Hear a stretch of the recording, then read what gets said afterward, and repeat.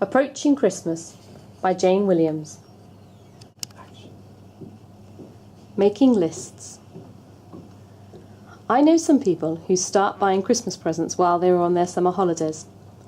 While I quite admire this, I have long given up any attempts to emulate them. I don't usually give an honest reason for this, which is that I am too disorganised. Instead, I give a theological reason, which is that the time leading up to Christmas is a season in its own right, and it shouldn't all be telescoped into one gigantic Christmas celebration. The 4 weeks before Christmas are called Advent, and they are traditionally a time for fasting and preparing ourselves for the joy of Christmas. Advent has all sorts of customs of its own, which it would be a shame to lose in the rush to get to Christmas itself. In some churches and households, the Advent wreath is the main focus of marking the time before Christmas. Every week of the 4 weeks of December, a candle on the wreath is lit, and the great heroes of the history of our faith are commemorated, because they helped to prepare the world and us for the birth of the Christ child. Many children will have Advent calendars with a little door for each of the days until Christmas. Behind the door there may be a picture, or a biblical text, or even a little square of chocolate. In my childhood, we had a book that came out every Advent, and we had a chapter every night until Christmas. It was a Victorian story called A Child's Christmas, very battered, and with several pages missing, but we loved it. It started with the making of the Christmas pudding, which is a laborious process in the days when dried fruit had to have its stones and stalk removed by hand, and bread and lemons had to be grated without any machines to help.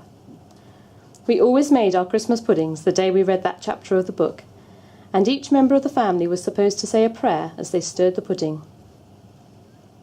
All of these customs take for granted that mentally and imaginatively we should walk slowly and deliberately towards Christmas, really noticing our surroundings, and not just rush into it headlong, without proper preparation.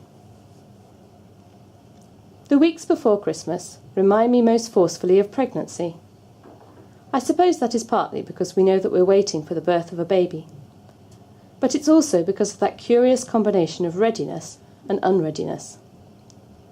When you are pregnant, you do everything you can to prepare for the birth of your baby, but you just cannot anticipate what the baby itself will be like. You cannot guess what it will look like or what its character will be. For that you can only wait. In the Christmas story, there is that same combination of knowing and not knowing what is going to happen when this baby Jesus is born. As Christians see things, God's preparations for the birth of Jesus make a very long and very strange list that goes back centuries. Thousands of years before Jesus is born, there are prophets who seem to be expecting God to work through the birth of a child. One of them, called Isaiah, says, "Look, the young woman is with child and shall bear a son, and shall name him Emmanuel." Emmanuel means God with us. And centuries after the death of Isaiah, the followers of Jesus reread what the prophet had written and saw it as part of God's preparation for Christmas. Then, as we get closer to the time for Jesus to be born, God has to choose suitable parents for this wonderful baby.